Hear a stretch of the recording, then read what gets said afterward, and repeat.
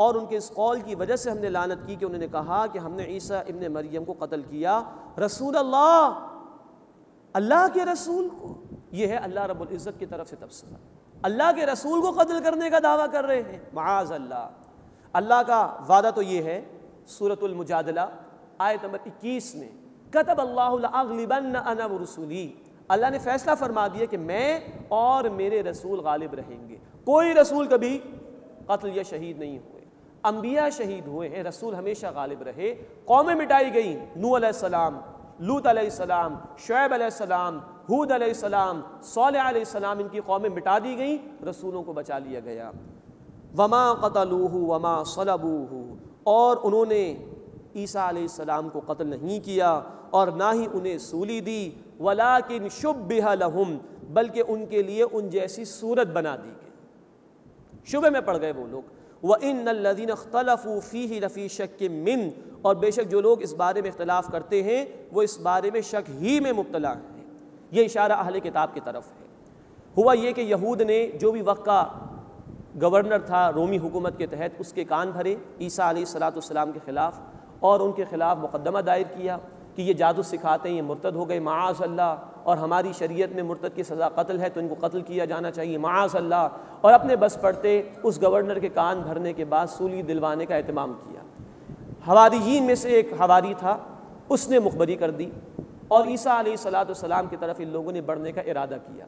Gospel of برناباس جو اس دور میں منظر عام پر آ چکی ہے، جو بین رہی ہے عرصہ دراز تک عیسائی دنیا میں، کیونکہ اس میں حقیقتیں بیان ہوئی ہیں، خالص توحید کا بیان ہے، اس لیے وہ بین رہی، تو گاسپل آف برناباس میں اس واقعے کی طرف اشارہ ہے، باقی قرآن اور حدیث میں اس واقعے کی تفصیل نہیں ملتی۔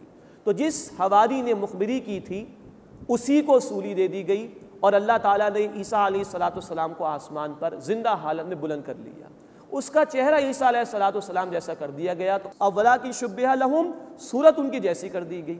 اب وہ جب دیکھ رہے ہیں صورت عیسیٰ علیہ السلام جیسی ہے لیکن دھڑ سمجھ میں نہیں آ رہا کس کا ہے۔ اچھا اگر یہ عیسیٰ ہے معاذ اللہ تو وہ حواری کہاں چلا گیا، اور اگر یہ حواری ہے تو عیسیٰ علیہ السلام کہاں چلے گئے؟ فرمایا کہ وَإِنَّ الَّذِينَ اخْتَلَفُوا فِيهِ لَفِي شَكٍّ مِّنْهُ، اور بے شک جو لوگ اس بارے میں اختلاف کرتے ہیں وہ اختلاف ہی میں پڑے ہوئے ہیں، وہ شک ہی میں مبتلا ہیں، ان کو آج تک سمجھ میں نہیں آ رہا کہ ہوا کیا۔ قرآن بتاتا ہے کہ اللہ نے اپنی طرف ان کو بلند کر لیا، اگلی آیت میں اس کی طرف اشارہ ہو رہا ہے۔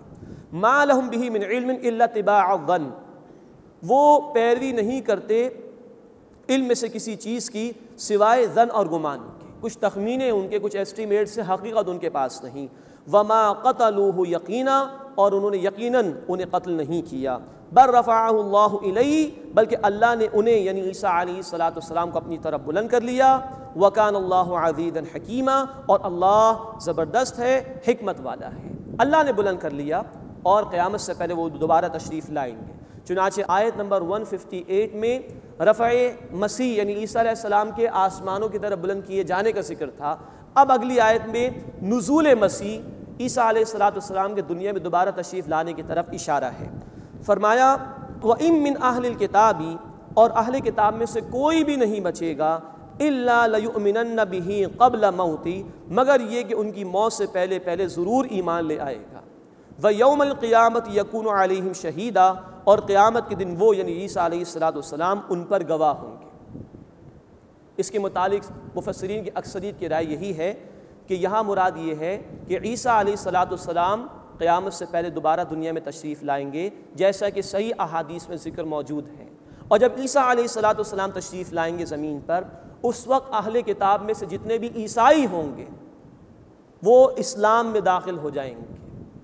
تو یوں عیسیٰ علیہ السلام کی موت سے پہلے یعنی جب وہ دوبارہ دنیا میں تشریف لائیں گے، 33 برس کے تھے تو تشریف لے گئے تھے آسمان پر، دوبارہ زمین پر تشریف لائیں گے، بھرپور زندگی بسر کریں گے، پھر طبعی طور پر ان کی موت واقع ہوگی۔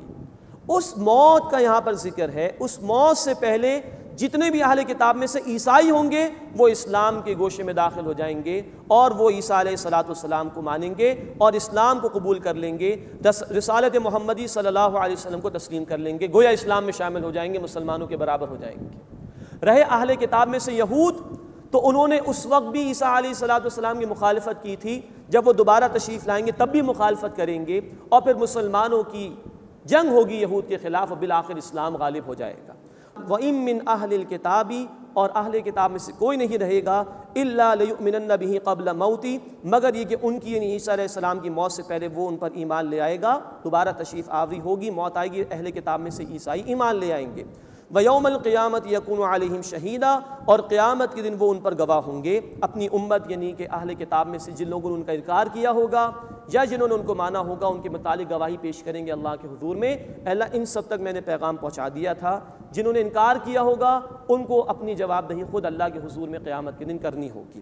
یہ ایسے ہی ہے کہ جیسے ہم نے سورہ النساء آیت 41 میں پڑھا تھا کہ ہر رسول میں سے گواہ کو کھڑا کیا جائے گا، یعنی اس کے رسول کو اس امت کے خلاف گواہی دینی ہوگی. اللہ تعالی ہمیں اپنی آیات کا فہم عطا فرمائے اور ان کے تقاضوں پر عمل کرنے کی توفیق عطا فرمائے. وآخر دعوانا ان الحمد للہ رب العالمین.